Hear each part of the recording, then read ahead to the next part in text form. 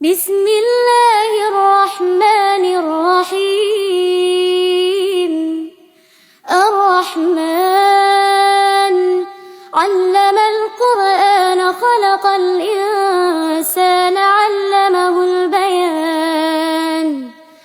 الشمس والقمر بحسبان والنجم والشجر يسجدان. والسماء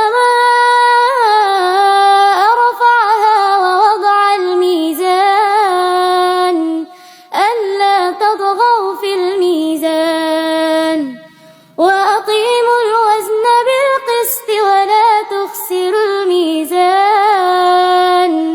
والأرض وضعها للأنام فيها فاكهة والنخل ذات الأكمام والحب ذو العصف والريحان. فبأي آلاء ربكما تكذبان؟ خلق الإنسان من صلصال كالفخار وخلق الجن من مارج من نار. فبأي آلاء ربكما تكذبان؟ رب المشرقين ورب المغربين. فبأي آلاء ربكما تكذبان؟ مرج البحرين يلتقيان بينهما برزخ لا يبغيان. فبأي آلاء ربكما تكذبان؟ يخرج منهما اللؤلؤ والمرجان. فبأي آلاء ربكما تكذبان؟ وله الجوار المنشآت في البحر كالأعلام. فبأي آلاء ربكما تكذبان؟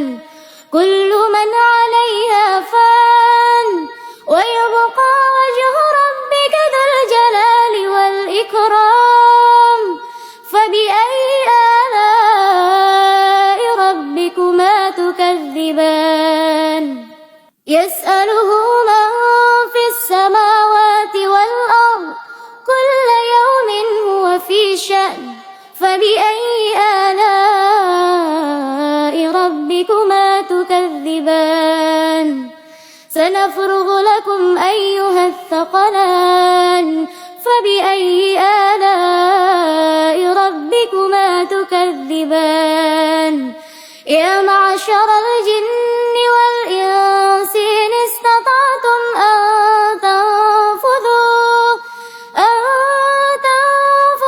من أقطار السماوات والأرض فانفذوا لا تنفذون إلا بسلطان.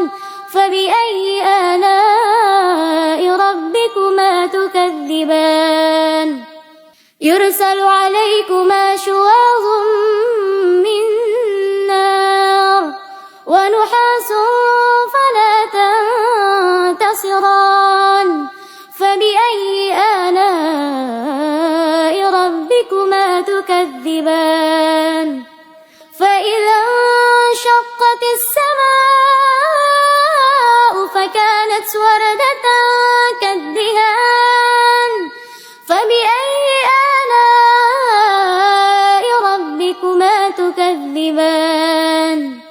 فيومئذ لا يسأل عن ذنبه إنس ولا جان. فبأي آلاء ربكما تكذبان؟ يعرف المجرمون بسيماهم فيؤخذ بالنواصي والأقدام. فبأي آلاء ربكما تكذبان؟ هذه جهنم التي يكذب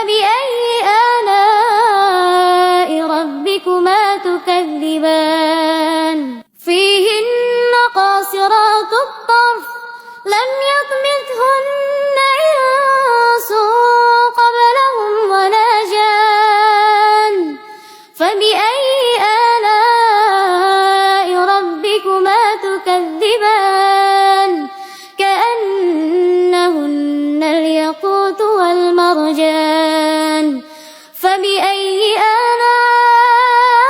آلاء ربكما تكذبان هل جزاء الإحسان إلى الإحسان فبأي آلاء ربكما تكذبان ومن دونهما جنتان فبأي آلاء ربكما تكذبان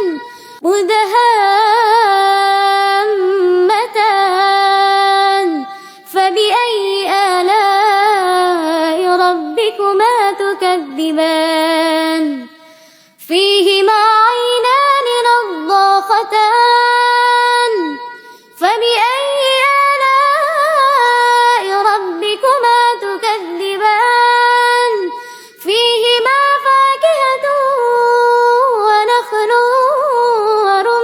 ورمان فبأي آلاء ربكما تكذبان فيهن خيرات حسان فبأي آلاء ربكما تكذبان حور مقصورة في الخيام فبأي آلاء ربكما تكذبان لم يطمثهن إنس قبلهم ولا جان فبأي آلاء ربكما تكذبان متكئين على رفرف خضر وعبقري حسان فبأي آلاء